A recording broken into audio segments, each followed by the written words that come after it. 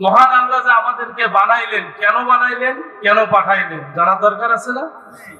আমাদের অনেক মানুষ গ্রাম অঞ্চলে বিভিন্ন জায়গায় বলে যে আল্লাহ যে বানাইলো, আল্লাহর বানার বা কি দরকার ছিল, আর আমাদের দুনিয়াতে আসার কি দরকার ছিল, আসলাম কেন, গেলাম কেন, বলে কি বলে না?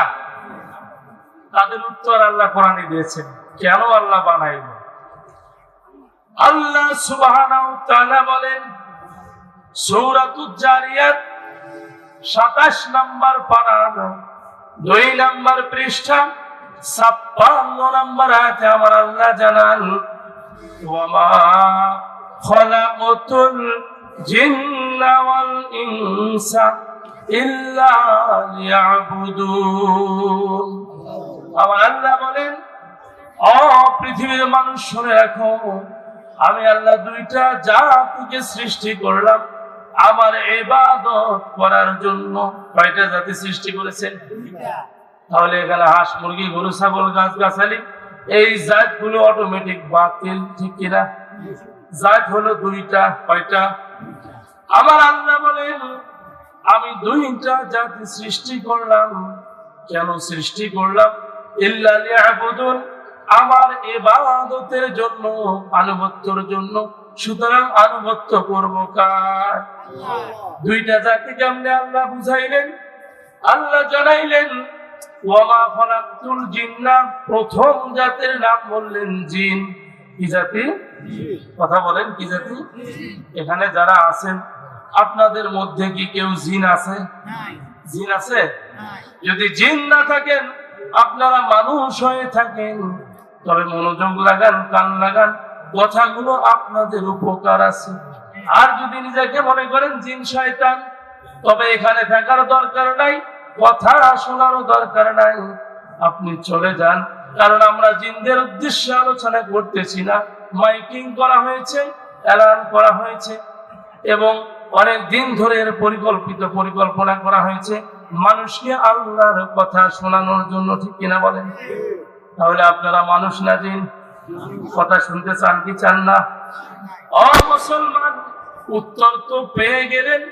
আমার আল্লাহ কেন আমাদের সৃষ্টি করলেন? এর মূল কারণ হলো ইল্লা লিয়াবুদুন, ইবাদতের জন্য সৃষ্টি করেছে। কিসের জন্য সৃষ্টি করেছে? ও মুসলমান, ইবাদত কেমনে করবেন? ইবাদত কারে বলে? এই ইবাদতটা জানার জন্য আমার আল্লাহ সুবহানাহু ওয়া তাআলা বলেন আমি এমন একটি কিতাব নাযিল করলাম যে কিতাবটা পড়ে পড়ে তোমাদের ইবাদতের সুন্দর নিয়মগুলো, নীতিগুলো তোমরা মেনে নিয়ে আমার আনুগত্য করবে। এবার কিতাবটা কি? আমার আল্লাহ জানাইলেন কিতাব হলো লা রাইবা ফি, যাতে কোনো সন্দেহ নাই। যালিকাল কিতাব, আল্লাহ বলেন এমন একটি কিতাব দিলাম লা রাইবা ফি, যাতে কোনো সন্দেহ নেই। হুদাল লিন্নাস, যেটা পড়লে বুঝলে মানুষের হেদায়েত রয়েছে। সেই কিতাবের নাম হলো কুরআনুল কারীম। কি কিতাব? আল্লাহ বলেন ইকরা বিসমি রাব্বিকাল্লাযী খলাক, পড়ো তোমার প্রভুর নামে। তবে মুসলমানগণ, আল্লাহ দিলেন কোরআন হেদায়েতের জন্য, কিন্তু মুসলমান কোরআনকে বাদ দিয়ে যখন হেদায়েত অন্য জায়গায় খুঁজলো, হেদায়েতের খাতা থেকে অটোমেটিক কেটে পড়ে গেল, ঠিক কিনা বলেন? যার কারণে বলতে বলো দুঃখ লাগে, অনেকে থাকতে পারে। তার আগে একটি কথা বলতে চাই, বলুন তো যারা আওয়ামী লীগ করেছিল তাকে সৃষ্টি করেছেন কে? যারা বিএনপি করে তাকে সৃষ্টি করেছেন কে? যারা জাসদ করে তাকে সৃষ্টি করেছেন কে? কথা বলেন, আল্লাহর নাম নিতে এত কৃপণতা কেন? আল্লাহর নাম জবানে নিলে যদি এখন এই হাল হয়, মৌতের পরে যখন বলবে মান রব্বুকা, ওই কোন রকম মনো বললে কোনো কাজ হবে? এবার বলুন আপনার আমার জীবনের মালিক কে? হায়াতের মালিক কে? মৌতের মালিক কে? প্রিয় ভাইরা, কান পেতে কথাগুলো শুনুন, কথাগুলো অনেক গুরুত্বপূর্ণ হচ্ছে। বলতেছিলাম আপনি জাসদ করেন বা শোধ করেন, আওয়ামী লীগ করেন, জাতীয় পার্টি করেন, বিএনপি করেন, চরমোনাই করেন, যে দল করেন না কেন, দুনিয়ার মানুষ সমস্ত মানুষকে সৃষ্টি করেছেন কে? তাহলে বলুন, আল্লাহর বিধানের চাইতে কি দলের বিধান আপনার কাছে বড় হবে? কোন দলের বিধান কি আপনাকে নাজাত দিতে পারবে? প্রিয় ভাইরা, বাংলার ভূখণ্ডের এই তো কিছুদিন আগে একজন বিএনপির নেতা বলেছিল, কোরআন একটা ভাওতাবাজি কিতাব। আপনারা শোনেন নাই? যিনি এই কথা বলেছেন, এই কথার প্রতিবাদ জানাই আমরা। কারণ যে লোক এই কথা বলেছে, সঙ্গে সঙ্গে ঈমান চলে গিয়েছে, ঠিক কিনা? সে কাফের হয়েছে। মুসলমানদের হৃদয়ের টুকরা, কলিজার টুকরা কোরআনুল কারীম, জীবনের জীবন বিধান, সংবিধান, সমাধান, চলার পথ, ভালো মন্দ, অল্পর সত্য মিথ্যা প্রমাণ করে দেয় যে কোরআন। এই কোরআনকে যিনি ভাওতাবাজি বলেছে, এর দ্বারা আল্লাহকে বলা হয়েছে, বিধায় তার ঈমান সঙ্গে সঙ্গে ছুটে গিয়েছে, ঠিক কিনা বলেন? যতক্ষণ পর্যন্ত সে তওবা করবে না, ততক্ষণ পর্যন্ত ঈমান আসবে না। মুসলমান কোথায় আছেন? হুঁশ গেল কোথায়? জীবনের চিন্তা করেন এখনো? এই জীবন কি এখনো আপনার আছে? এই জীবন তো মুসলমান বিক্রি করে দিয়েছে। যে মুসলমান বিক্রি করে নাই তার কি হচ্ছে, আর যে করেছে তার কি হচ্ছে? আল্লাহ তাআলা জানান সূরা তাওবা 11 নম্বর পারার 3 নম্বর পৃষ্ঠা 111 নম্বর আয়াতে বলেন, ইন্নাল্লাহা আশতারা মিনাল মুমিনিনা আনফুসাহুম ওয়া আমওয়ালাহুম বিআন্না লাহুমুল জান্নাহ। ও দুনিয়ার মানুষ, আমার বান্দা বান্দীরা, আমি তোমাদের জানটা ক্রয় করে নিয়েছি জান্নাতের বিনিময়। তাহলে আমরা জানমাল বিক্রি করেছি কার কাছে? কথা বুঝতেছেন? যদি না বোঝেন বলবেন। এই দূরের পথ থেকে, উলিপুর থেকে এখানে এসে যদি দুইটা কথা আপনারা আমল করতে না পারেন, না জানেন, আমার আশাও বেকার, আপনাদের বসে থাকাও বেকার, ঠিক কিনা বলেন? কাজে এই কথাগুলো গুরুত্ব দিতে হবে। আমার আল্লাহ জানাইলেন, জানমাল আমি কিনে নিয়েছি কিসের বিনিময়ে? জান্নাতের বিনিময়ে। কিসের বিনিময়ে? মুমিনরা জানমাল বিক্রি করেছে কার কাছে? কার কাছে? আল্লাহর কাছে বিক্রি করেছে। আর বাতিলেরা, তাগুতেরা, শয়তানের যারা চক্রে পড়ে আল্লাহ দ্রোহী কাজ করে, এরা জানমাল অর্জন করেছে শয়তানের পক্ষ থেকে, ঠিক কিনা বলে? কাজেই প্রিয় ভাইরা, যারা জানমাল বিক্রি করেছে আল্লাহর কাছে, এবার একটি উদাহরণ দেই। যারা চাকরি করে, কৃষকরা মাঠে কাজ করে, ব্যবসায়ীরা দোকানে ব্যবসা করে, চাকরিজীবীরা অফিসে গিয়ে অফিসের ডিউটি পালন করে। এখন যদি এই চাকরিজীবীকে বলা হয়, তোমার 9টা থেকে 4টা পর্যন্ত ডিউটি, সে যদি 4টার পরে প্রতিদিন যায়, গিয়ে খাতাটা সই করে আসে, 1 দিন 2 দিন 3 দিনের পরে ধরা পড়লে চাকরিও যাবে, সাজাও হবে, ঠিক কিনা বল? কারণ সে তো ছলবাজি করলো, ছলনা দিল, সে তো আর ডিউটি পালন করলো না, বিধায় মুখে যা বলে কাজে তা করে না, ওকে সঙ্গে সঙ্গে শাস্তির আওতায় আনে। আমার আল্লাহ বলেন, আমি তোমাদের জানমাল কিনে নিলাম জান্নাতের বিনিময়ে। তাদের আমার দেওয়া বিধান অনুযায়ী চলতে হবে। বিধানটা কেমনে চলবেন? কেমনে আল্লাহ জানমাল কিনে নিল? আমার আল্লাহ জানাইলেন সূরা বাকারা 188 নম্বর আয়াতে বলেন, ওয়ালা তাকুলু আমওয়ালাকুম বাইনাকুম বিল বাতিল, তোমরা অন্যায় ভাবে কারো ধন সম্পদ খেও না। তাহলে অন্যায় ভাবে ধন সম্পদ খাওয়া যাবে? এই কথা বলেন, যাবে? আল্লাহর বিধানটা বুঝাচ্ছি। জানটা বিক্রি করেছেন আল্লাহর কাছে, মালটা বিক্রি করেছেন আল্লাহর কাছে, সময়টা আল্লাহর দেওয়া। আমার আল্লাহ জানান, কিসের তোমাদের বাহাদুরি, আর কিসের জমিদারি, আর কিসের তোমাদের এগুলো ধন সম্পদে তোমরা লালসায় ফেলে মানুষকে কষ্ট দেওয়ার চিন্তাগিরি, এগুলো একটাও চলবে না। আমি আল্লাহ জীবনটা নিয়ে নেব। আমার আল্লাহ জানান সূরা নিসা 5 নম্বর পারার 9 নম্বর পৃষ্ঠা 78 নম্বর আয়াতে বলেন আইনামা তাকুনু ইদরিকুমুল মাউতা ওয়ালাউ কুনতুম ফি বুরুজিন মুশাইয়াদা। ও দুনিয়ার মানুষ, আমার দেওয়া ফেরেশতা মালাকুল মাউত, মৃত্যুর ফেরেশতা যখন তোমাদের কাছে আসবে, আমি আল্লাহর যখন হুকুম জারি হয়ে যাবে, মৃত্যুর ফেরেশতা তোমাদের সামনে এসে জীবনটা নিয়ে নিবে, কবজ করে নিবে, দেহটা জমিনে পড়ে থাকবে।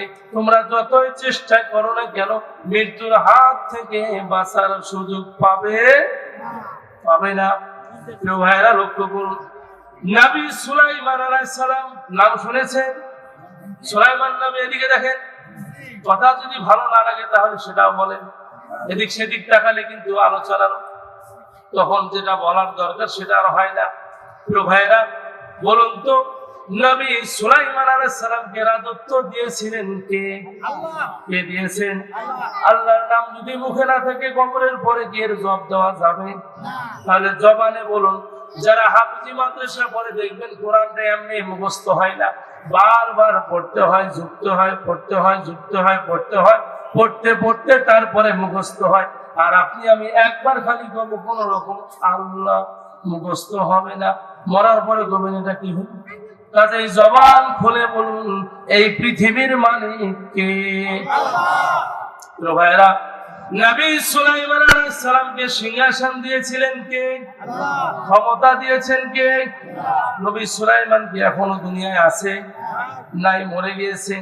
সুলাইমান নবীর সময় এমন ক্ষমতা আল্লাহ দিলেন, এরকম ক্ষমতা অন্য কোন নবীকে দেয় নাই। যার কথাগুলো বাতাস পর্যন্ত শুনেছে, পশু পাখি শুনেছে, জিনেরা তার কথা শুনেছে, তাকে এরকম ক্ষমতা আল্লাহ দিয়েছেন, মর্যাদা দিয়েছেন।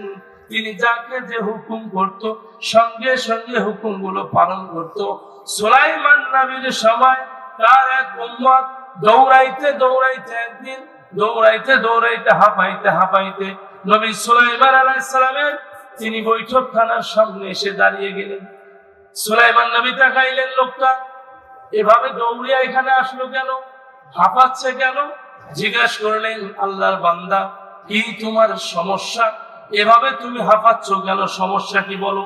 বলে, হুজুর, আমার সমস্যা তো তেমন কিছু নয়, তবে আমাকে ভয় লাগে হুজুর, এখানে থাকার আমার ইচ্ছা হয় না।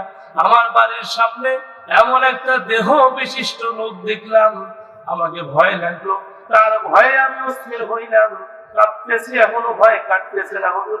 আমি শুনেছি হিন্দুস্থানের সবরত নামক জঙ্গলে, এই জঙ্গলে কেউ যায় না, কোনো মানুষ যায় না, সেখানে যদি আপনি আমাকে পাঠিয়ে দেন তবে শান্তি পাবো, অন্তত ওই লোকের হাত থেকে রক্ষা পাবো। নবী সুলাইমান বললেন,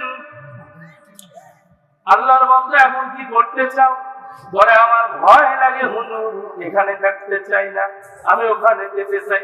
তখন বাইতুল আকসা জেরুজালেম থেকে ৬০০০ মাইল দূরে সমরাত নামক সেই জঙ্গলটি ৬০০০ মাইল দূরে। তখন নবী সুলাইমান আলাইহিস সালাম বললেন, ও বাতাস, একে দ্রুত গতিতে ওখানে পৌঁছাইয়া দাও। যখন পৌঁছায় দেওয়া হলো, বাতাস নিয়ে গিয়ে যখন তাকে পৌঁছায় দিল, মুহূর্তে পৌঁছে গেল। উদাহরণ হলো, মোবাইল ব্যবহার করেন আপনারা? মোবাইল, এটার নাম কি? সবাই চেনেন? এই মোবাইল এত দ্রুত গতিতে কথাগুলো পৌঁছাইয়া দেয়। এখন এই ফোন দিবেন, সেকেন্ড সময় লাগবে না, রিসিভ হওয়ার সাথে সাথে আপনি যা বলবেন তা কিন্তু শোনা যাবে। এর মূল কারণ কি, কেন শোনা যায়? এর মূল মাধ্যম হইল নেটওয়ার্ক, অর্থাৎ বাতাসের মাধ্যমে দ্রুত ছড়িয়ে দেয়। সুবহানাল্লাহ। এটি একটি আল্লাহ পাকের নিয়ামত। ভাইরা, নবী সুলাইমান যখন আদেশ করলেন, পৌঁছে গেলেন। আর হইল তখনও জেরুজালেম থেকে ৬০০০ মাইল দূরের পথ। ওখানে পৌঁছে যাওয়ার পরে লোকটি যখন বসলেন, একটু সোজা হইয়া দাঁড়াবে, দাঁড়িয়ে সামনে তাকিয়ে দেখে যার ভয়ে আল্লাহর বান্দা ৬০০০ মাইল দূরে আসলেন, সেই লোকটি চোখের সামনে দাঁড়িয়ে আছে। লোকটি অস্থির হয়ে গেলেন, হতভম্ব হয়ে গেলেন, ভীতু হলেন, আতঙ্কিত হলেন, দু চোখের পানি ছেড়ে দিয়ে বললেন, কে আপনি? আমি আপনার ভয়ে নবী সুলাইমান আলাইহিস সালামকে বললাম আমাকে এখানে পৌঁছায় দেখ। আমি এখানে চলে আসলাম, এখানে এসে সোজা হইতে না হইতে আপনার দেখা পাইলাম। কে আপনি? লোকটি চোখের পানি ছেড়ে দিয়ে বলতেছে মালাকুল মাউত আজরাইল। তিনি তখন বলতেছে আল্লাহর বান্দা, আমি দুনিয়ার কোনো মানুষ না, আমি এমন এক ফেরেশতা, আমার নাম হলো মালাকুল মাউত। প্রত্যেকটা মানুষের মৃত্যুর সময় যে ফেরেশতা জানটা কবজ করে নিবে, জমিনে দেহটা পড়ে থাকবে, লোকেরা লাশ নিয়ে দৌড়াদৌড়ি করবে। এই লাশ সম্পর্কে আল্লাহর হাবিব বলেন যখন মানুষ মরে যাবে, মরে যাওয়ার সঙ্গে সঙ্গে মানুষের এই লাশগুলো প্রথম কাজ হলো একে গোসল করিয়ে দিবে। গোসল করানোর পরে লাশটাকে নিয়ে লোকেরা কবরের দিকে রওনা হবে। যারা যারা নামাজ আদায় করে কবরের দিকে ছুটে যাবে, কবরের স্থান পর্যন্ত ওই মৃত্যু লাশের সঙ্গে তিনটা জিনিস চলে যাবে, দুইটা ফেরত আসবে আর একটা কবরে ঢুকে যাবে। সুবহানাল্লাহ। আপনারা কি জানতে চান কোন দুইটা ফেরত আসে আর কবরে কি ঢুকে যায়? জানার দরকার আছে। তাহলে একটু শেষের দিকে মনে করে দিবেন, মনোযোগ লাগান, জানিয়ে দেওয়া হবে ইনশাআল্লাহ কোন দুইটা চলে যায় আর কোনটা কবরে থাকে, কোনটা ফেরত আসে। এটা যদি না জানতে পারেন মুসলমান কপাল পুড়ে ছাই হয়ে যাবে, জান্নাতের রাস্তা হারিয়ে ফেলবে। জানার দরকার আছে না নাই? ভাইরা, এই কথা একটু পরে আসতেছি। যে কথায় ছিলাম, নবী সুলাইমান আলাইহিস সালাম ওই লোকটিকে পাঠিয়ে দিল। তিনি সোজা হয়ে দাঁড়িয়ে তাকিয়ে দেখে মালাকুল মাউত আজরাইল চোখের সামনে দাঁড়িয়ে আছে। আজরাইল বলল আল্লাহর বান্দা, ও আল্লাহর বান্দা, আমি তো মালাকুল মাউত, তোমার আজরাইল। তবে আমি জানতে চাই কেমনে তুমি এখানে চলে আসলা? আমার আল্লাহ যখন আমাকে আদেশ করলো, ও আমার ফেরেশতা আজরাইল, আমার ওই বান্দার জানটা কবজ করে নিয়ে আসো। আমি বললাম রব্বুল আলামিন, এই বান্দার জান কোথা থেকে কবজ করব, কোন স্থান থেকে নেব? আল্লাহ জানিয়ে দিলেন আজরাইল, সাওমারাত নামক জঙ্গলের মাঝখানে গিয়ে দাঁড়িয়ে যাও আর ওর জান কবজ করো। আমার আল্লাহ যখন এই কথা বললেন, তখন আজরাইল বললেন রব্বুল আলামিন, আমি যার জান কবজ করার জন্য অনুমতি পাইলাম, যে লোকটার জীবনটা নিয়ে আসবো তিনি তো এখনো বাইতুল আকসা জেরুজালেমের পাশে, এখান থেকে ৬০০০ মাইল দূরে সাওমারাত জঙ্গল। কেমনে করে লোকটি ওখানে যাবে এত দ্রুত গতিতে, মাত্র কয়েক সেকেন্ড সময়, আর আমি তার জানটা কেমনে নেব? চিন্তায় পড়ে গেলেন। বলুন তো, আল্লাহ যা জানে পৃথিবীর কেউ কি তা জানে? গায়েবের মালিক কে? এখন কিছু গায়েবের ভণ্ড পীর দুনিয়াতে আছে না নাই? এই ভণ্ডদের অনুসরণ করা যাবে? মুসলমান ঈমান থাকা সত্ত্বেও অনুসরণ করতে হবে কার? এবার আজরাইল, তিনি তো গায়েব জানে না, অস্থির হয়ে গেলেন। কেমনে সম্ভব? উদাহরণ দিচ্ছি। এই যে আজকে মাহফিল, আমি যদি এখন উলিপুর থেকে রওনা হইতাম, আধা ঘন্টায় কি আসা সম্ভব ছিল? কোনোভাবেই না। তবে যদি আয়োজক কমিটি বলতো হুজুর আধা ঘন্টা সময়, হঠাৎ বলতে চলে আইসে, আমিও তো আশ্চর্য হইতাম, ঠিক কিনা বলেন? এমনি করে আজরাইল আশ্চর্য হয়ে গেলেন। আমার আল্লাহ জানিয়ে দিলেন, আমি যা জানি, ইন্নী আ'লামু মা লা তা'লামুন, পৃথিবীর কেউ তা জানে না। সুবহানাল্লাহ। আপনার আমার হায়াতের মালিক কে? আওয়াজ তুলে বলেন, হায়াতের মালিক কে? মউতের মালিক কে? এই পৃথিবীর মালিক কে? আল্লাহর পৃথিবীতে আল্লাহর আইন ছাড়া কোন বাতিলের আইন মেনে নেওয়া যাবে না, যাবে না, যাবে না। ঠিক কিনা বলেন?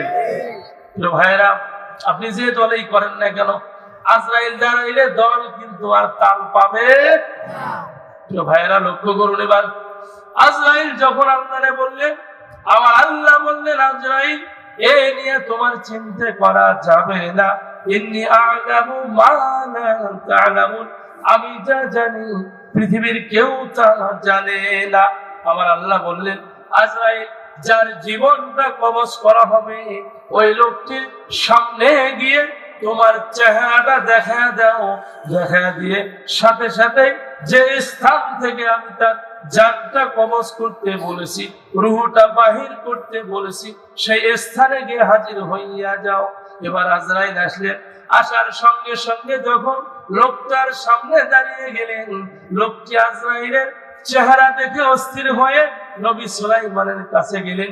সুলাইমান নবী তাৎক্ষণিক বাতাসকে হুকুম করলেন, বাতাস সেখানে পৌঁছায় দিলেন, মুহূর্তে ৬০০০ মাইল দূরে পৌঁছায় দিলেন। আজরাইল গিয়ে দাঁড়িয়ে গেলেন আর জীবনটা কবজ করবেন। এই অবস্থায় আল্লাহর বান্দা দু চোখের পানি ছেড়ে দিলেন, দিয়ে বললেন, ও আল্লাহর ফেরেশতা আজরাইল, আমার জীবন চলে যাবে, রুহটা বাহির করবেন। এই আমার দেহটা আমার পরিবারের কেউ পাবে না, আত্মীয় স্বজনেরাও দেখবে না, এটার কবর হবে না, গোসল হবে না, জানাজা হবে না, আমার এই লাশটা কোন রকম খোঁজ খবরও থাকবে না। এই জঙ্গলে যদি আমার জীবনটা চলে যায় তাহলে আমাকে কেউ জানতেও পারবে না। ও আল্লাহর ফেরেশতা আজরাইল, আপনার কাছে আমার একটি আবেদন, আপনি দয়া করে যদি ওই সময় আমারে বলতেন, আল্লাহর বান্দা আমি তোমার রুহটা বাহির করে নিয়ে যাব, তবে আমি কষ্ট করে এত দূর আসতাম না। মরে গেলে পরিবারের লোকজন জানাজা পড়াতেন, গোসল করতেন, কবর দিতেন, দোয়া করতেন। এখন আমার কি হবে? একটু সুযোগ দেন, আমি বাড়ির দিকে যাইতে চাই। বলুন তো, সুযোগ কি আরো থাকবে? সুযোগ থাকবে? এই মুহূর্তে আমাদের মৃত্যু আসলে যদি সুযোগ চাই, থাকবে? কাজেই কোরআনের পরিবেশে যারা এখনো আসেন নাই, যারা দাঁড়িয়ে আছেন, দ্রুত বসে পড়েন। কোরআনের সম্মানে আর দেরি করবেন না, বসেন। প্যান্ডেলের ভিতরে আসেন, এখান থেকে পালাবেন না। পালাইলে গিয়ে আমাদের ভিডিও দেখবেন আর আফসোস করবেন, বাঁচার কোনো উপায় থাকবে? ভাইরা, এবার যখন আজরাইল তাকে ধরে রুহটা বাহির করে নিবে, এমনি করে লোকটা কাঁদতেছে। আজরাইল জানিয়ে দিল, ও আল্লাহর বান্দা, তোমার জন্য বাজেট হয়ে গেছে, তোমার জীবনের বহু পথ আমল আছে, তুমি আল্লাহর কথা শোনো নাই, তুমি নবীদের কথা শোনো নাই, তুমি গুনাহ করেছো, তুমি জীবনে অনেক পাপ করেছো, পাপ করতে করতে করতে করতে পাপের ঘরা তোমার পূর্ণ হয়েছে। এখন আর তোমার লাশের গোসল হবে না, জানাজা হবে না। আমার আল্লাহ বাজেট করে দিয়েছে, তোমার রূহ এখান থেকে বাইর করে নিয়ে যাব, আর এই দেহটা জঙ্গলের পশু পাখি প্রাণীগুলো খেয়ে ফেলবে। এই মৃত্যু কি আপনারা চান? যারা এই মৃত্যু চায় তারা বলবে কোরআন একটা ভাওতাবাজি কিতাব, ঠিক কিনা বলেন? তো ভাইরা, মুসলমানদের জীবন থাকা সত্ত্বেও মুসলমান আল্লাহর বিরুদ্ধে কথা শুনতে রাজি। তো ভাইরা, এবার লক্ষ্য করুন, ময়দানে মুসিবতের দিনে, যেদিন আমরা মরে যাব, আজরাইল এসে আমাদের সামনে দাঁড়িয়ে যাবে, রুহটা টেনে বাহির করে নিয়ে যাবে। আবার আল্লাহ বলেন, যদি তোমরা সুউচ্চ সুদৃঢ় দুর্গের ভিতরে অবস্থান করো, অর্থাৎ আব্রাহা বাদশার মতো যদি একটা লোহার মজবুত খাঁচা সিন্ধুক তৈরি করে তথাপি সেখানে প্রবেশ করো আর ধারণা করো এখান থেকে আজরাইল আমাকে নিতে পারবে না, আমার আল্লাহ বলেন, আইনামা তাকুনু ইদরিকুমুল মাউতা ওয়ালাউ কুনতুম ফি বুরুজিন মুশাইয়্যিদা, সেখান থেকে আবার আজরাইল তোমাদেরকে ধরে রুহটা বাহির করে নিয়ে যাবে, দেহটা জমিনে পড়ে থাকবে। বলুন তো, এই দেহর কি কোনো মূল্য আছে? মূল্য আছে? তাহলে মূল্য হলো রুহুর। কিসের মূল্য? আবার আল্লাহ বলেন সূরা বাকারা 1 নম্বর পারা 4 নম্বর পৃষ্ঠা 28 নম্বর আয়াতে বলেন, কাইফা তাকফুরুনা বিল্লাহি ওয়া কুনতুম আমওয়াতা ফাআহইয়াকুম সুম্মা ইউমীতুকুম সুম্মা ইউহয়ীকুম সুম্মা ইলাইহি তুরজাউন।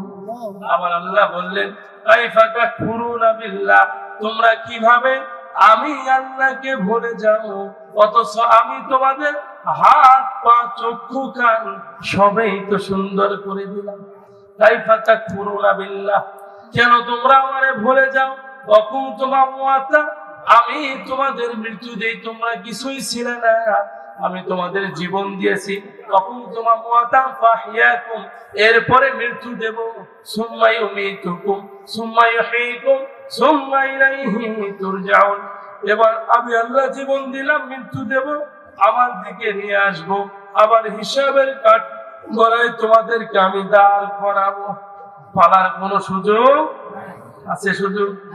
আবার আল্লাহর দরবার থেকে পালার কোনো সুযোগ? কেন সুযোগ নাই? আবার আল্লাহ জানাইলেন ফামান ইয়ামাল মিসকালা যাররাতিন খায়রান ইয়ারা ওয়া মান ইয়ামাল মিসকালা যাররাতিন শাররান ইয়ারা।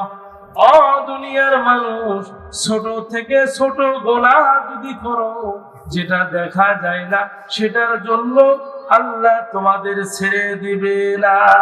এবার ছোট গোনার তালিকা আসে, ছোট গোনার তালিকা আসে, শুরুর দিকে আসেন। বলুন তো, গালি দেওয়া কি গোনাহ না সওয়াব? কথা বলেন, আপনারা কি বোঝেন না কথা? গালি দেওয়া গোনাহ না সওয়াব? মিথ্যা বলা গোনাহ না সওয়াব? আওয়াজ দিয়ে বলেন, চুরি করা গোনাহ না সওয়াব? যারা আওয়াজ দেবেন না, আল্লাহর ফেরেশতা কাঁধের মধ্যে আছে লেখার জন্য, কিরামান কাতিবিন ইয়ালামুনা মা তাফআলুন, এরা আমলনামা লিখবে কে কতটুকু ঈমানের বলে বলিয়ান। এখান থেকে উঠে গেলে আর সুযোগ থাকবে না। বলুন তো, ছোট গোনার মধ্যে যদি আপনি হিসাব করেন, গালি দেওয়া কি? মিথ্যা বলা কি? খাদ্যে ভেজাল দেওয়া কি? চুরি করা কি? ডাকাতি করা কি? জিনা করা কি? অন্যের হক মেরে খাওয়া কি? এক কথায় যে কোনো উপায়ে যখন মানুষ কোন ক্ষতির দিকে ছুটে যায়, এই তাগুদের পথের নাম হলো গোনাহ। ঠিক কিনা বলেন?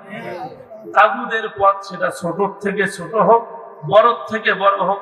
আমার আল্লাহ বলেন, যারা মুসলিম আমাকে মেনে নিয়েছে, আল্লাযীনা আমানু ইউকাতিলুনা ফি সাবিলিল্লাহ, এরা আমি আল্লাহর পক্ষে চলবে। ফি সাবিলিল্লাহ, আমি আল্লাহর পথে তারা জানমাল সময় সব ব্যয় করবে। আর যারা আমাকে মানবে না, ওয়াল্লাযীনা কাফারু ইউকাতিলুনা ফি সাবিলিত তাগুত, এই লোকগুলো হলো আল্লাহ দ্রোহী, শয়তানি শক্তি নিয়ে চলবে। ঠিক কিনা বলেন? তাহলে যারা গায়ের জোরে মাস্তানি করে, এটা গোনাহ না সওয়াব? যারা মুখের জোরে পাহাড় ঠেলে, সব না গোনাহ? আবার আল্লাহ জানাইলেন, এগুলো তো ছোট খাটো গোনাহ, এগুলোর থেকে নাজাত দেওয়া হবে না, হিসাব দিতে হবে। আমার হাতে মোবাইল আছে, বর্তমান যুগে ছেলেরা টাচ মোবাইল অ্যান্ড্রয়েড সেটটা বেশি ব্যবহার করে। এখানে ফেসবুক আছে, ইউটিউব আছে, নেট আছে, দেখবেন অল টাইম যখন সারায়, এটা যখন ফেসবুক চালু করে, কোরআনের কোনো কথা আসলে অনেক যুবক আছে যাদেরকে শয়তান ধরেছে, এরা দ্রুত টালে দিয়ে যেখানে নারীর ছবি সেইখানে ক্লিক করে। ঠিক কিনা বলেন? এই যে আপনি লাইক করলেন একটা মেয়ের ছবিতে, ছোট থেকে ছোট হলো, এটা একটা গোনাহ, এর জন্য ছেড়ে দেওয়া হবে।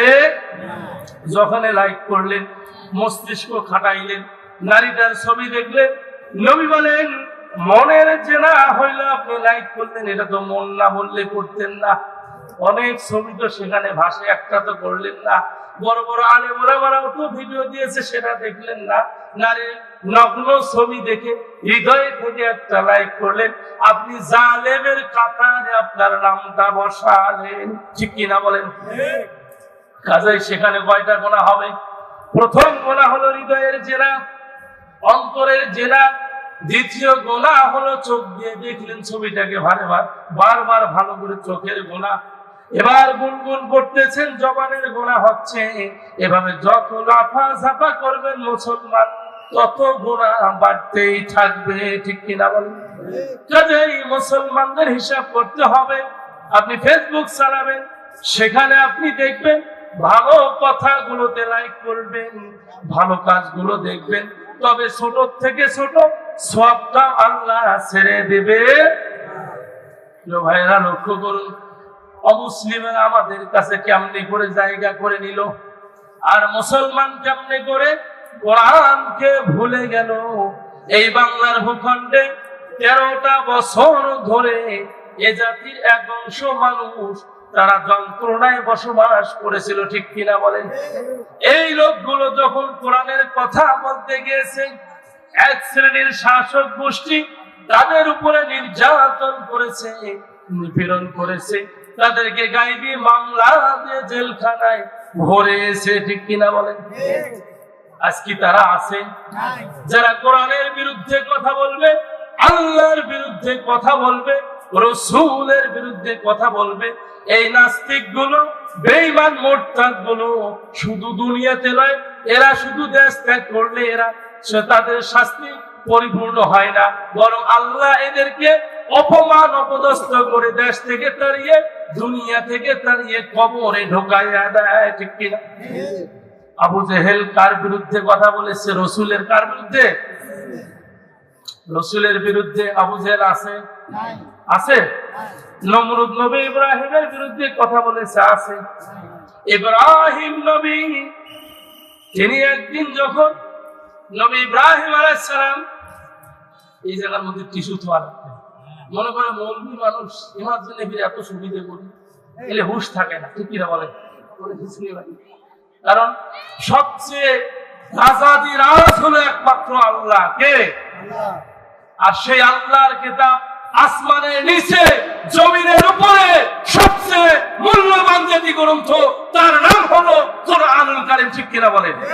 আর এই কোরআন যিনি কথা বলে কোরআন নিয়ে, তার মর্যাদা পৃথিবীর সমস্ত মানুষের থেকে উত্তম করে দিয়েছেন রাসূল, ঠিক কিনা বলেন? খায়রুকুম মান তাআল্লামাল কুরআনা ওয়া আল্লামা। নবী বলেন সেই ব্যক্তি সর্বোত্তম যে কোরআন পড়ে, কোরআন মাঝে শিক্ষা করে এবং শিক্ষা দেয়। এখানে যদি চেয়ারম্যান আসতো, টিস্যুর বক্স থাকতো, থাকতো কিনা? হ্যাঁ, লোকেরা সাতসার করে চেয়ারম্যান সাহেব দেখার জন্য ভিড় হইতো। 2 কেজি গম দেয় নাকি, দেখি কোন দিন দেয়। আপনার রুহের খোরাক কোরআনুল কারীম দেওয়া হচ্ছে, যেই খোরাকের বদলতে দুনিয়ার খাদ্য নয়, দুনিয়ার খাদ্য মিটায় দিয়ে মহান আল্লাহ জান্নাতি খাদ্যের ব্যবস্থা করে দিবেন, ঠিক কিনা বলেন? সেই কোরআনকে কি মনে করতেছে? তো ভাইরা, নবী ইব্রাহিম আলাইহিস সালাম তিনি যখন নমরুদের বিরুদ্ধে কথা বললেন, নমরুদকে বললেন, আপনি যা করেন এগুলো ঠিক না, কারণ আল্লাহর আনুগত্য করতে হবে। নমরুদ চিন্তা করলো, যদি আল্লাহর আনুগত্য করি তবে তো আমার কথাগুলো জনগণ শুনবে না, আমাকে মানবে না। বিধায় আমার কথার বিরুদ্ধে মুসা, আমার কথার বিরুদ্ধে ইব্রাহিম নবী কথা বলে, এত বড় আসপদ্দা, এত বড় পাওয়ার পাইলো কেমনে? বলুন তো, নবী ইব্রাহিমকে পাওয়ার দিয়েছেন কে? এই কথা বলেন, কে দিয়েছেন? কেন পাওয়ার দিলেন? তার আইন প্রতিষ্ঠা করার জন্য পাওয়ার দিলেন, ঠিক কিনা বলেন? এবার নমরুদ চিন্তা করলো, এই আইন যদি প্রতিষ্ঠা হয়ে যায়, আমার হুকুম মানবে না, আমার কথা মতো চলবে না, আমার রাজত্ব টিকবে না, আমার দলের লোকদের সুবিধা হবে না। কাজেই এই নমরুদ চিন্তা করে সর্বপ্রথম টার্গেট করলো নবী ইব্রাহিমের উপরে, ঠিক কিনা বলেন? এমনকি ইব্রাহিম নবীকে ধরে আগুনে ফেলায় দিল। যখন আগুনে ফেলায় দিল, এই আগুনটা ফুলের বাগিচা হলো কার হুকুমে? বলেন, কার হুকুমে? তাহলে আল্লাহ করতে পারে না এমন কোন কাজ কি আছে? আমরা যে আল্লাহর গোলাম, যে আল্লাহর আনুগত্য করতেছি, সেই আল্লাহর পাওয়ার দেখেন। আগুন আল্লাহ বললেন, কুল্লা ইয়া নারু কুনি বারদাও ওয়া সালামুন আলা ইব্রাহিম, হে জ্বলন্ত অগ্নি, আমি ইব্রাহিম, আমি আল্লাহ আদেশ করে দিচ্ছি, আমার নবী ইব্রাহিমের একটি পশমও পড়বে না, বরং তার জন্য, বরং ইব্রাহিমের জন্য এটি ফুলের বাগান হয়ে তৈরি হয়ে যাও। তাহলে দুনিয়ার শাস্তি দেখে ভয়ে পড়ে আল্লাহর দিক কি ছাড়া যাবে? আল্লাহর বিধান ছাড়া যাবে? এবার লক্ষ্য করুন, আবু জেহেলের সময় ঠিক তাই। বলুন তো, আমাদের নবীজির নাম কি? নবী মুহাম্মদুর রাসূলুল্লাহ। আল্লাহর হাবিব বলেন, আনা খাতামান নাবিয়্যিন লা নাবিয়্যা বা'দি, আমি শেষ নবী, আমার পরে কোন নবী আসবে? আমাদের নবীজির ওফাতের পরে কিয়ামত পর্যন্ত যদি কোনো মানুষ বলে আমি নবী, মুসলমান কি তা মেনে নেবে? আপনারা মেনে নেবেন? গণপরিগণ মেনে নেবেন? কেন মেনে নেব না? আমরা তো রাসূলের উপরে ঈমান আনছি। এবার সেই রাসূল যখন কুরআনুল কারীমের দাওয়াত দেবেন, মুসলমানের শত্রু দুনিয়ার মানুষ কেমনে হলো এর সূত্রটা লক্ষ্য করুন। আমরা তো মুসলমান, আমাদের ডানে বামে সামনে পিছনে, আমাদের গ্রামগঞ্জে শহর বন্দরে জেলা উপজেলা ইউনিয়ন থেকে রাষ্ট্র পর্যন্ত শত্রু কেমনে তৈরি হলো এটা জানার দরকার আছে না নাই? শত্রুগুলোকে চিনতে হবে, তারা আমাদের কিছুই করতে পারবে।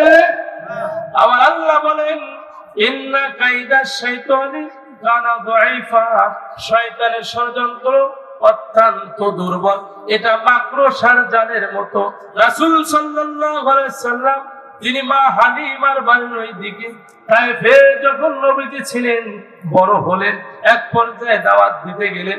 সেখানে নবীজি যখন আমলের জন্য সিজদায় পড়ে গেলেন, কাফেররা এমন ষড়যন্ত্র করলো, বড় একটা পাথর নিয়ে তারা উপর থেকে গড়িয়ে দিচ্ছে।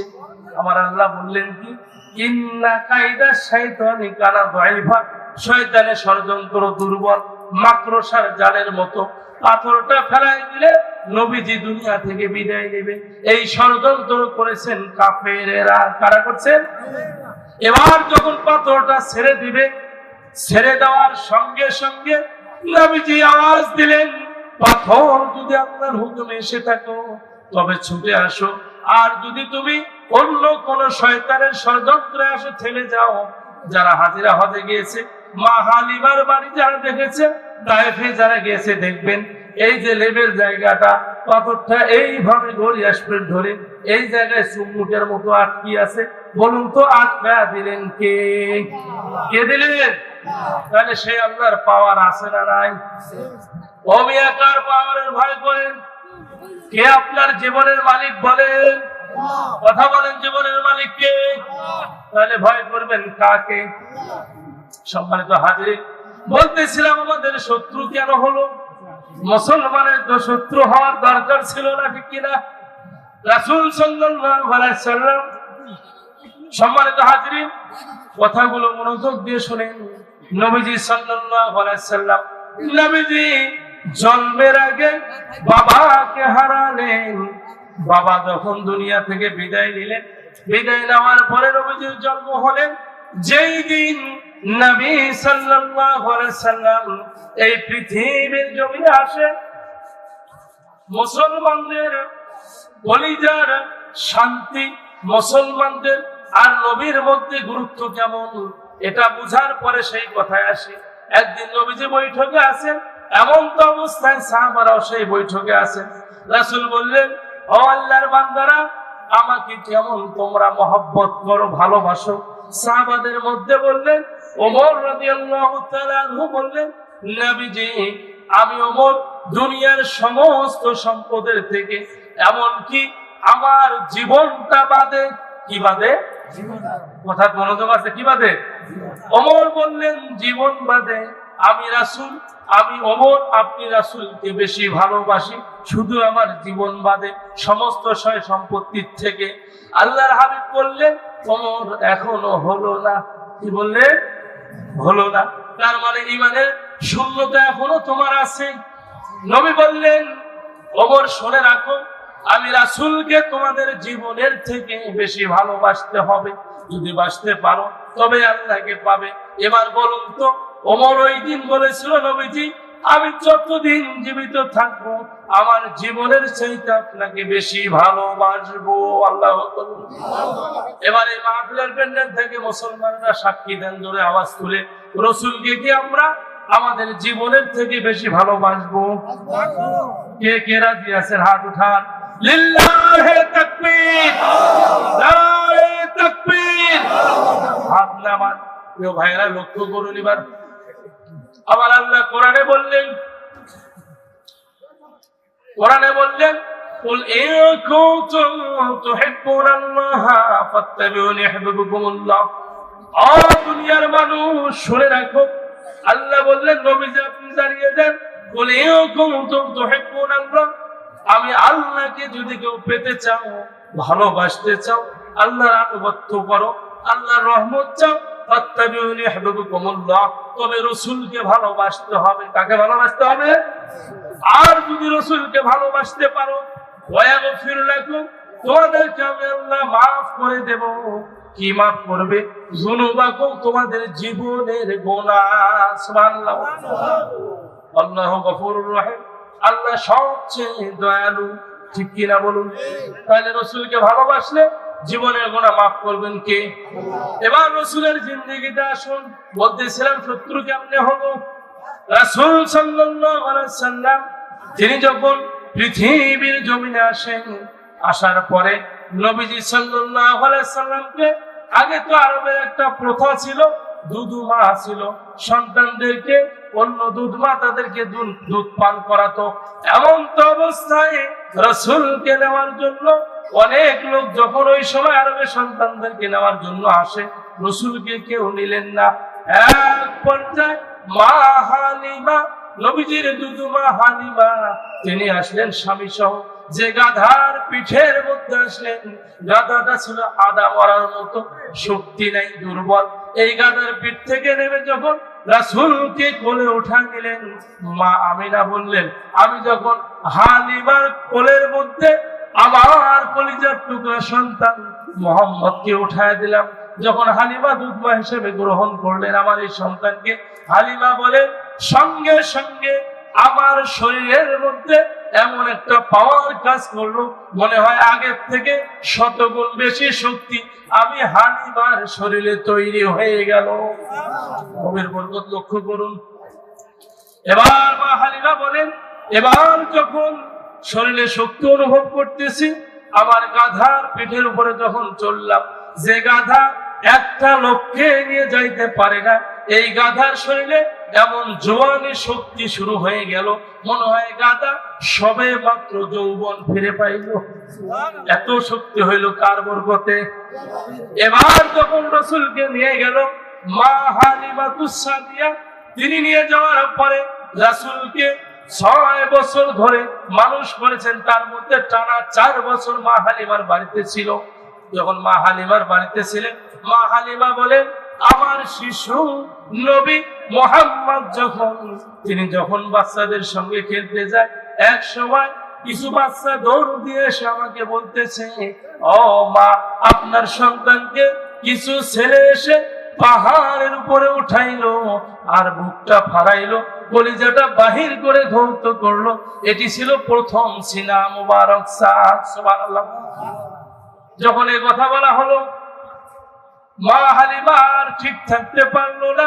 আমি তো মুহাম্মদকে আমার নিজের সন্তান না, মুহাম্মদ তো আমার অন্যের সন্তান, আমি তো দুধমা, এটা কেমন হলো আমার সন্তানের? না জানি কোন বিপদ হলো। দৌড়াইতে দৌড়াইতে মা হালিমা ঠিক ওই জায়গায় এসে দেখে নবী মুহাম্মদুর রাসূলুল্লাহ সাল্লাল্লাহু আলাইহি সাল্লাম পাহাড় থেকে হেলে দুলে নামতেছিল। নবীজিকে তখন কাছে টেনে নিয়ে শরীরের উপরের কাপড়টা খুলে দেখলো, সেখানে কোনো দাগ নাই। মা হালিমা বলল, বাবা কেমন লাগে তোমার? বলে, মা আমি পায়ের দিকে তাকিয়ে দেখি আমার পায়ের নিচের মধ্যে মাটি, আর মাটির নিচে দেখতেছি পানি, মাটির নিচে দেখতেছি আমি পানি, পানির নিচে জ্বলন্ত আগুন। পরবর্তী টাইমের ব্যাখ্যা এসেছে, বিজ্ঞানীরা এটা ব্যাখ্যা করেছেন, আমরা যে বসবাস করি আমাদের মাটির নিচে হলো পানি, অর্থাৎ বরফ হয়ে থাকে, পানির নিচে আগুন, এটাকে জ্বলে জ্বলে বাষ্প হয় বিধায় আমরা থাকার উপযোগী হয়ে আছি। তা না হলে এই ভূমিটা, সমতল ভূমিটা বরফে পরিণত হতো, দুনিয়ায় কোনো মানুষ বেঁচে থাকতে পারত না। নবী বলেন, আমি আসমানে তাকায় দেখি, ও মা, তাকায় দেখলাম আমার মাথার উপরে আসমান, প্রথম আসমান ভেদ করে আমি দ্বিতীয় আসমান দেখি, দ্বিতীয় আসমান ভেদ করে আমার চোখের দৃষ্টি শক্তি তৃতীয় আসমান পর্যন্ত যায়, তৃতীয় আসমান ভেদ করে চতুর্থ আসমান, এভাবে পঞ্চম আসমান, ষষ্ঠ আসমান সপ্তম আসমান পার হয়ে নূরের জগৎ সেখানে আমি দেখতে পাইলাম। সেখান পার হয়ে মানুষের ভাগ্যলিপির যে খাতাটা আছে, কলমটা আছে, শব্দ শোনা যায়, আমি সেখান পর্যন্ত দেখতে পাই। এভাবে যখন বললেন আমি দেখতে পাই, তখন রাসূল সাল্লাল্লাহু আলাইহি ওয়াসাল্লাম এর সত্যতা প্রমাণ হলো। নবীজি যেদিন মেরাজে গেলেন, মেরাজে যাওয়ার পরে সপ্তম আসমানে যখন উঠলেন, ওঠার পরে জিবরাইল আলাইহিস সালাম 600 পাখা নিয়ে সেখানে হাজির হইলেন, বিশাল রূপ দেখা দিলেন। জিবরাইল 600 পাখা নিয়ে দেখা দিলেন। আল্লাহর হাবিব বলেন, ও জিবরাইল, 600 পাখা নিয়ে যে তুমি যে আমার কাছে হাজির হইলে জিবরাইল, এই রূপ জীবনে আরো একবার দেখাইছিলে যেই দিন সর্বপ্রথম জাবালে নূর কোরআন নাজিলের পাহাড়ের মধ্যে আমি রাসূল ধ্যানমগ্ন ছিলাম। ওই সময় প্রথম নাজিলকৃত আয়াত নিয়ে যাওয়া আপনার পক্ষ থেকে আর এত বড় দেহ আমি দেখতে পাই। সুবহানাল্লাহ। নবী বলেন সিদরাতুল মুনতাহা, ওখানে একটা বড়ার গাছ আছে সপ্তম আসমানে। ওই গাছের বিশাল নিচের দিকে বিশালতা আছে, ওখান থেকে আসমানে চলে যায়। তার উপরে ফেরেশতাদের জগৎ আর যাওয়ার সুযোগ নাই। পর্যায়ক্রমে ওখানে মানুষের আমলের ভাগ্যলিপি লেখা হয়। আমার আল্লাহ জানান কিরামান কাতিবিন, প্রত্যেকের কাঁধে 2 জন করে ফেরেশতা আছে। ইয়ালামুনা মা তাফআলুন, এরা মানুষের আমলনামাগুলো লেখে। সেরা 24 ঘন্টায় যাই করে এটা লেখে। এই লেখে এই খাতাটা নিয়ে গিয়ে ওই ভলিউম মূল খাতার মধ্যে জমা করা হয়। সুবহানাল্লাহ। এবার বলুন তো, ফেরেশতা যে কাঁধে আছে আমাদের ওজন লাগে? ওজন লাগে? তাহলে মানুষ যদি চুরি করে ফেরেশতা দেখবে কি দেখবে না? ডাকাতি করলে দেখবে কি দেখবে না? যতই গুনাহ করেন আল্লাহর বান্দা বান্দি, কাঁধের মধ্যে ফেরেশতা আছে। এবার স্বামী বাড়িতে রেখে বিদেশ গেছে, আপনি স্বামীকে বাদ দিয়ে অন্য ছেলের সঙ্গে যৌন চাহিদা পূরণ করেন, এটাও তো ফেরেশতা লেখে, ঠিক কিনা বলেন? এবার আপনার ঘরে সুন্দরী স্ত্রী আছে, এটাকে বাদ দিয়ে আপনি বেগানা মহিলার দিকে তাকান, এটাও ফেরেশতা লেখে কি লেখে না? আবার আল্লাহ বলেন ফামাইয়ামাল মিসকালা যাররাতিন খায়রান ইয়ারা ওয়া মাইয়ামাল মিসকালা যাররাতিন শাররান ইয়ারা। ছোট থেকে ছোট গুনাহ বাদ দেওয়া হবে না, ছোট থেকে ছোট সবটাও থেকে মাইনাস করা হবে। বলতেছিলাম, মা হালিমা যখন জিজ্ঞেস করলেন, নবী বললেন আমি দেখতে পাই। এবার মা হালিমা চিন্তা করলেন, এই ছেলেকে আর আমি রাখবো না, যদি কোনো বিপদ হয় তবে আমি কি জবাব দেব তার মায়ের কাছে? রসুলকে নিয়ে গিয়ে, তখন রসুলের বয়স হলো 4 বছর, তার মায়ের কাছে দিলেন। মা আমিনার কাছে দেওয়ার পরে মা আমিনা তাকে আরো 2 বছর ধরে লালন পালন করলেন। মা আমিনা বলেন, আমি যখন আমার শিশু সন্তান কলিজার টুকরা হৃদয়ের ধন মোহাম্মদ যখন তিনি বাচ্চাদের সঙ্গে খেলতে গেলেন, পাহাড়ের কিনারায় গিয়ে খেলতেছে, আমার সন্তানকে যখন আমি নিতে গেলাম, মোহাম্মদ 2 চোখের পানি ছেড়ে কাঁদতেছে। আমি তার কাছে গিয়ে বললাম, বাবা মোহাম্মদ কাঁদো কেন রে বাবা, কি হয়েছে? বলে, মা আমি এই জন্য কাঁদি, আমার সঙ্গে যারা খেললো কারো বাবা আসলো, কারো মা আসলো, অনেকের বাবা এসে নিয়ে গেল। মা আজ 2 বছর ধরে আমি আপনার সাথে, ও মা আমার বাবা তো একদিনও আসলো না। এতিমখানা নয়। মা আমেনা বললেন, বাবা রে, তোমার বাবার কথা বুঝি তোমার হৃদয়ে জেগে উঠেছে রে বাবা। তখন নবীজি বললেন, ও মা আমি আমার বাবারে দেখতে যাব। মা আমেনা বললেন, বাবা মোহাম্মদ তোমার বাবার দুনিয়ার জমিনে নাই, তোমার জন্মের আগে তিনি যখন সিরিয়ার উদ্দেশ্যে মদিনার পথে ব্যবসার জন্য চলে যায়, তোমার মামার দেশ মদিনায় যখন যায়, সিরিয়ার পথে ব্যবসার উদ্দেশ্যে যায়, প্রতিমধ্যে জ্বর হয়ে মারা যায়। বাবারে, তোমার বাবার কবর আছে মদিনায়, তোমার বাবার কবর সেখানে আছে। বললো, মা আমি দেখবো।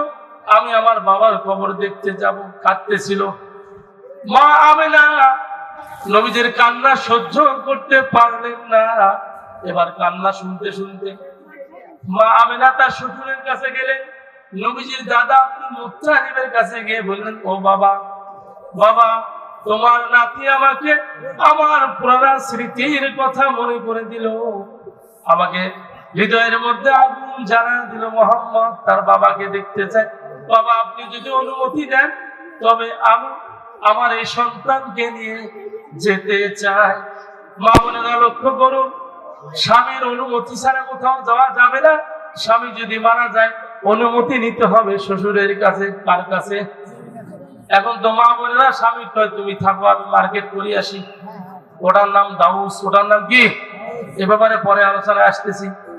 এবার মা আমেনা যখন চলে গেলেন সন্তানকে নিয়ে, যাইতে যাইতে যাইতে যাইতে এদিকে মদিনার পথে যখন চলে গেলেন বাবার কবরের কাছে গেলেন। কিছুদিন কয়েকদিন চলে গেল, নবীজি বাবার কবরের মাটির উপরে শোয়ার মতো হয়ে চিত হয়ে কাঁদতেছে, বাবা বাবা বলে।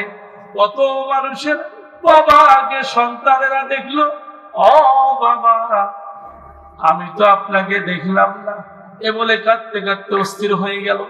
কান্নাকাটি শেষ হওয়ার পরে মা আমেনা রাসূলকে নিয়ে চলে আসলেন। আসার পথে প্রতিমধ্যে যখন আবওয়া নামক বসরির কাছে আসলেন, আসতে গিয়ে মা আমেনা জ্বর আসলেন। জ্বর আসার পরে মা আমেনা দাসী উম্মে আইমানকে বললেন, আমার বাবা মুহাম্মদকে নিয়ে আসো, আজ 3 দিন ধরে আমার শরীরে জ্বর, আমার মন বলে আমি মনে হয় বাঁচবো না। আমার সন্তানকে বাবার কবর দেখার জন্য নিয়ে আসলাম, কবর দেখে ফেরার পথে আমি আমেনা মনে হয় আর বাঁচবো না, আমার বাবা মুহাম্মদকে ডাক দাও। এবার রাসূলকে ডাক দিল, মা আমেনা রাসূলকে কোলে নিলেন, বাবা মুহাম্মদ আমার কাছে আসো, বাবা আমার বুকে আসো। যখন বুকে জড়ায় নিলেন, নেওয়ার পরে কাঁদতেছে, বাবা মুহাম্মদ রে চলবের আগে তোমার বাবাকে হারিয়েছো রে বাবা, আজ আমি মা আমি হয়তো দুনিয়ায় থাকবো না, তুমি তোমার দাদার কাছে থেকে গিয়েও তুমি মক্কায় চলে যাও।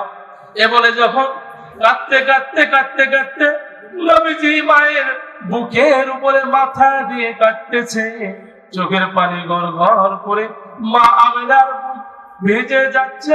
এমন তো অবস্থায় মা আমেনার কথা বলে না। নবী তখন আবার কাঁদতেছে, কথা বলে না। দাসী উম্মে আইমান বললেন, ও মুহাম্মদ বাবা কাঁদিয়ে কি করো, তোমার মা আর দুনিয়ায় নাই, মা দুঃখিনী মরে গেছে। এবার মায়ের কবর দেওয়ার পরে নবীজি কাফেলা নিয়ে, ছোট মানুষ 6 বছর বয়স, উম্মে আইমান সাথে আর একজন ব্যক্তি ছিল, এই মোটে 3 জন, মোট 4 জন সহ নবী সহ সেখান থেকে রওনা হয়। ওদিকে মক্কা থেকে বারবার আব্দুল মুত্তালিব মদিনার দিকে চেয়ে থাকে। আবার মা আমেনা এই মক্কা ছেড়ে মদিনা গেলেন আমার নাতিকে নিয়ে, তার বাবার কবর দেখতে এখন আসে না কেন, এই চিন্তায় বারবার তাকায়। খুব মহব্বত করতেন রসুলকে, তাকিয়ে দেখে ওই যে দেখা যায় মুহাম্মদ, আমার মনে হয় মুহাম্মদের সঙ্গে তার মা আর ফিরে আসে নাই। এবার এটা ভাবতেছে, ওদিকে আব্দুল মুত্তালিব দৌড়াচ্ছে, লোক দিলাম 5 জন, একজন কাফেলায় শট যিনি আমার মনে হয় আমার বৌমা আমেনা, সে হয়তো আসে নাই, দৌড়ায়। এদিকেও নবীজি দৌড়ায় দাদার দিকে, দেখা হলো জোরাজোরি করে ধরলো, কাঁদতেছে, হ্যাঁ বাবা মুহাম্মদ তোমার মা কোথায়? বলে দাদা বাবার কবর দেখার জন্য মার সঙ্গে গেলাম, আমার মা যখন ফিরে আসলো আপদ আমার বসরির কাছে জ্বর হয়ে আমার মা দুনিয়া ছেড়ে বিদায় নিল। এবার এবার আব্দুল মুত্তালিব রসুলকে নিয়ে বাড়িতে গেলেন। এবার বাড়িতে লালন পালন করলেন আরো 2 বছর, মোটে নবীর বয়স হলো 8 বছর। কয় বছর? 8 বছর হইলেন। 8 বছর বয়সে আব্দুল মুত্তালিব এবার ইন্তেকালের সময় হয়ে গেল। আব্দুল মুত্তালিব তিনি মনে মনে চিন্তা করতেছে, আমি মাদুর হয়েছি, মনটা তো ডাকে, আমি মনে হয় আর বাঁচবো না, আমার এই নাতির দায়িত্ব কে নিবে? এই চিন্তায় আব্দুল মুত্তালিব অস্থির। ছেলেদেরকে ডাক দিল, কোথায় আছো রে আবু জাফর, আবু তালেব, আবু লাহাব, তোমরা কোথায় আছো? তাড়াতাড়ি চলে আসো, আমি মনে হয় আর বেশি দিন বাঁচবো না, তবে আমার মনে হয় আমার এই নাতির দায়িত্ব কাউকে দিয়ে যাওয়া দরকার। এবার সকল ছেলেরা হাজির হইল। আসার পরে বলল, আবু জাহেল বলল, বাবা আমাকে দায়িত্ব দেন। বলে না, তোকে দেব না, তোর মেজাজ ভালো না। এভাবে আবু তালেব, এভাবে আরো অন্যান্য আবু জাফর সহ অনেক সন্তানেরা বলল। নবীজির দাদা আব্দুল মুত্তালিব বলল, না কাউকে দেব না। বলে দিবেন না, তাহলে ডাকলেন কেন? এবার ছোট ছেলে আবু তালেব বলতেছে, আব্বা কাউকে দিলেন না, আমাকে দিবেন, আমি তো গরিব মানুষ, খাইতে পারি না বাবা। বলে, আবু তালেব আমি তোমার অপেক্ষায় ছিলাম, কখন তুমি আমার এই নাতিকে চাইবা। বাবেরা জানে কোন সন্তান ভালো, কোনটা মন্দ, ঠিক কিনা বলেন? এবার আবু তালেবকে বললো, বাবা রে, আমি মনে হয় থাকবো না, আর বেশি দিন বাঁচবো না, আমার এই নাতিকে তোমাকে দিলাম, নিজের ছেলের মতো একে মানুষ করিও। মরে গেল আব্দুল মুত্তালিব। নবীর বয়স 8 বছর। কয় বছর? এবার 8 বছরের পরে যখন রাসূল সাল্লাল্লাহু আলাইহি সাল্লাম ধীরে ধীরে বড় হয়, তখন নবীজির বয়স হলো 13 বছর। কত বছর? 13 বছর বয়সে। এদিকে মাঝখানের সময়টা আবু তালিব চিন্তা করলো, বহুদিন ধরে ব্যবসা করলাম না, আমারও তো একটু খাদ্যের অভাব পড়ে গেল, অনাটন আসলো, কাজে আমি ব্যবসার জন্য মালামাল তৈরি করব। 70 জনের একটি কাফেলা তৈরি করলো। কতজন? 70 জনের কাফেলা তৈরি করলো। সিরিয়ার উদ্দেশ্যে ব্যবসায় চলে যাবে। যখন ব্যবসার কাফেলা যাবে লোকজন সহ, নবীজি বলল, চাচা আমিও যাব। বলে, বাবা না, খুবই মহব্বত করতো, বাবা যাবে না? না আমিও যাব চাচা। তখন সাথের লোকগুলো বলল, মুহাম্মদের তো শক্তি অনেক বেশি, একে নিয়ে যাওয়া যায়। প্রিয় ভাইয়েরা, যখন যে নবীকে আল্লাহ দুনিয়ায় পাঠায়, সেই নবীর 40 জন যুবকের যে শক্তি, এরকম শক্তি সেই নবীকে দেওয়া হয়।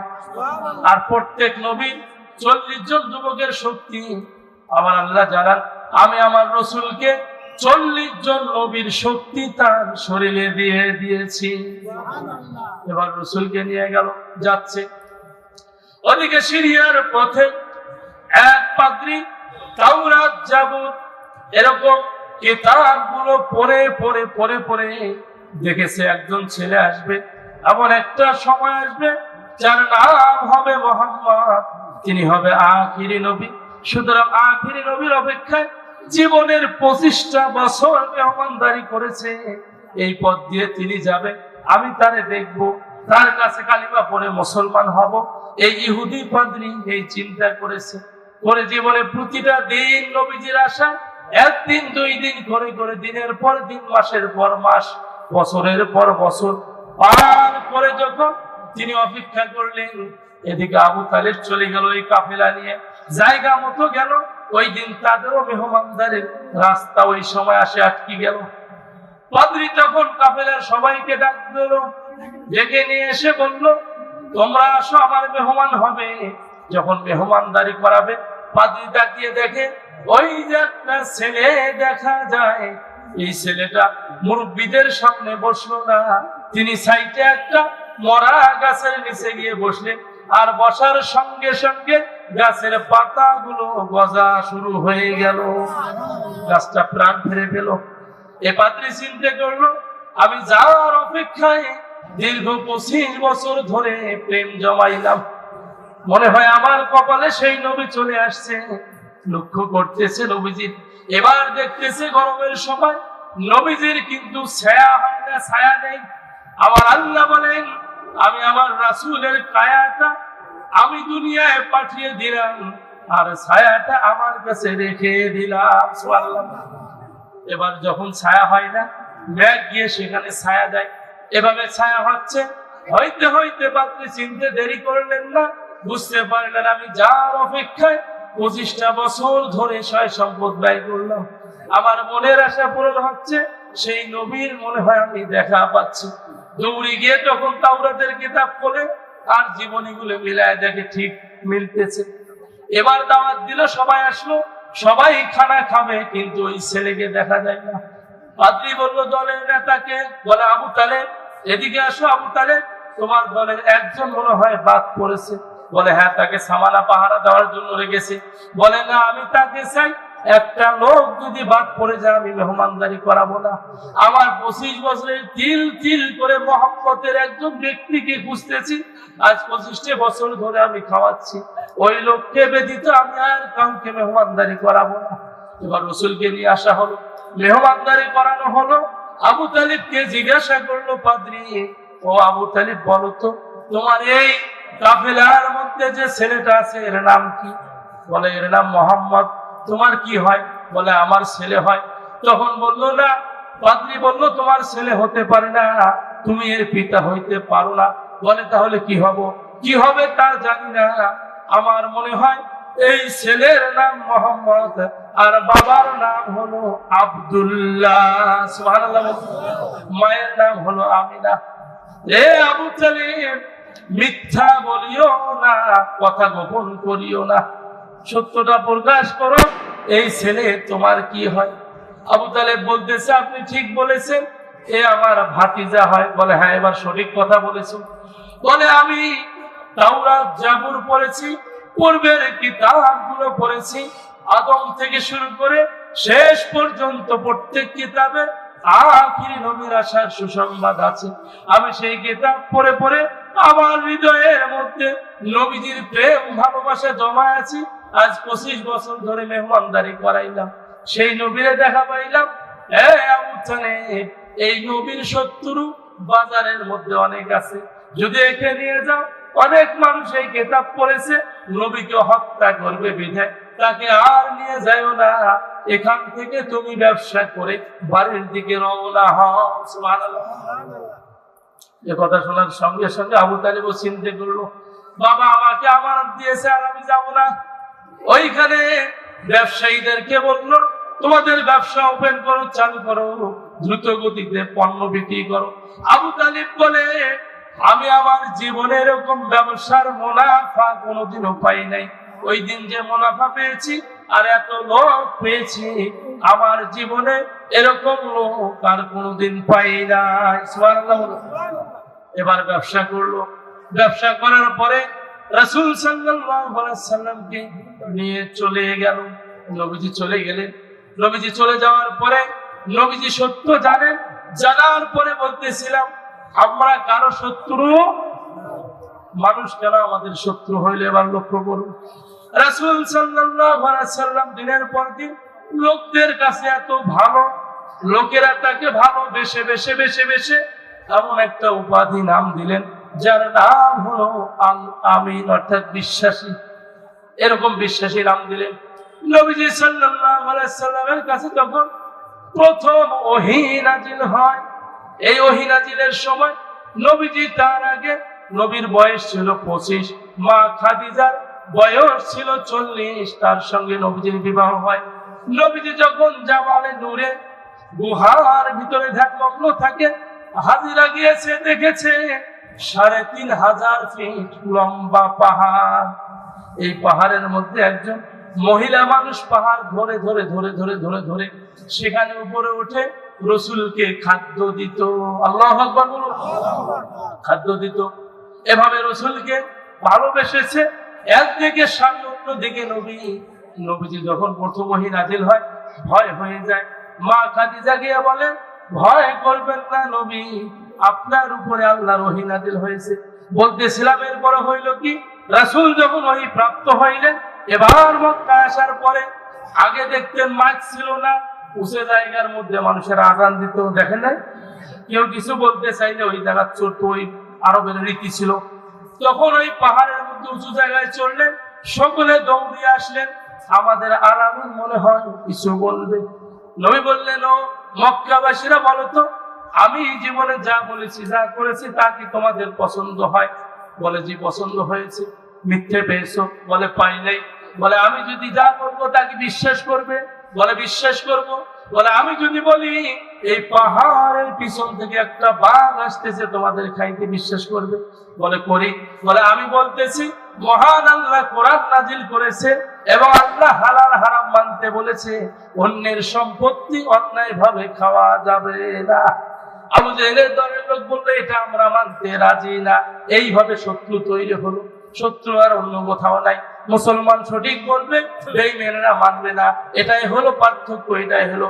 আবার আল্লাহ জানান সূরা হামিম সিজদা 26 নম্বর 24 নম্বর পারার 18 নম্বর পৃষ্ঠা 26 নম্বর আয়াতে বলেন وقال الذين كفروا لا تسمعوا لهذا القرآن والغوا فيه لعلكم تغلبون। আমার আল্লাহ বলেন وقال الذين كفروا নবীজি কাফেররা ষড়যন্ত্র করলো আর বলল লা তাসমাউ লিহাদাল কোরআন, এই কোরআন শ্রবণ করিও না, ওয়ালগাউ ফিহি লাআল্লাকুম তাগলিবুন, এই কোরআন যেখানে পড়া হয় গন্ডগোল সৃষ্টি করবে, হট্টগোল সৃষ্টি করবে।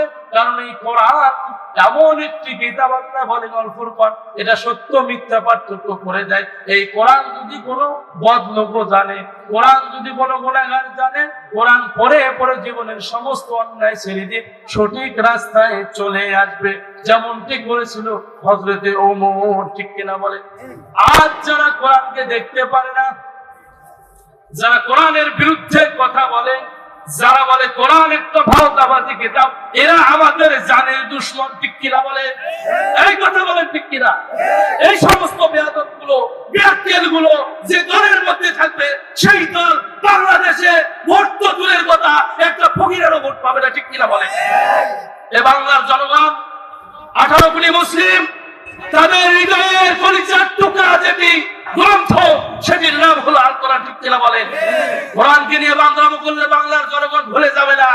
ইতিপূর্বে 13 বছরের জিন্দেগিতে যারা আলেমদের বিরুদ্ধে কথা বলেছে, নবীর বিরুদ্ধে কথা বলেছে, ইসলামের বিরুদ্ধে ষড়যন্ত্র করেছে, তারা দেশে জায়গা পায়নি। ঠিক কিনা বলেন?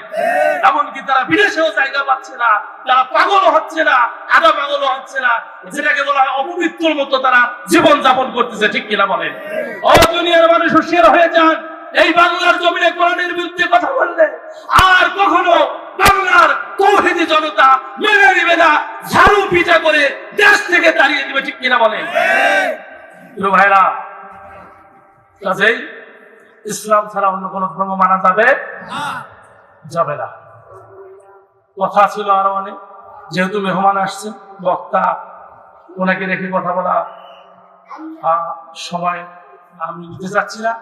আমি আপনাদের সকলের কাছে দোয়া চাই, মহান আল্লাহ যেন জীবনের প্রতিটা মুহূর্তে, সর্ব অবস্থায় জীবন যাক আর থাক, এই চিন্তা যেন আল্লাহ আমার মাথায় না দিয়ে এই চিন্তা দেয় আল্লাহর দিন বাংলার জমিনে বিজয়ের পক্ষে কথা বলতে গিয়ে যদিও মৃত্যু হয়, আল্লাহ যেন তার উপরে আমাকে অটল রেখে কবুল করে। সকল বলে আমিন। আপনারা সকলে রাজি আছেন তো? ইনশাআল্লাহ আল্লাহ কবুল করুন। ওয়া আখির দাওয়ানা আলহামদুলিল্লাহি রাব্বিল আলামিন। আসসালামু আলাইকুম ওয়া রাহমাতুল্লাহি ওয়া বারাকাতুহু।